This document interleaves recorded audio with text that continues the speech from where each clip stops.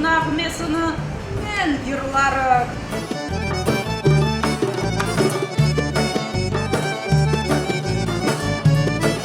Milletimizin büyük edebiyat tarihi var. İşte onu tanıtmak için milletimizge, halkımızga, ayrıca yaşlarga tanıtmak için biz bu proyektini meydana getirmeye istedik.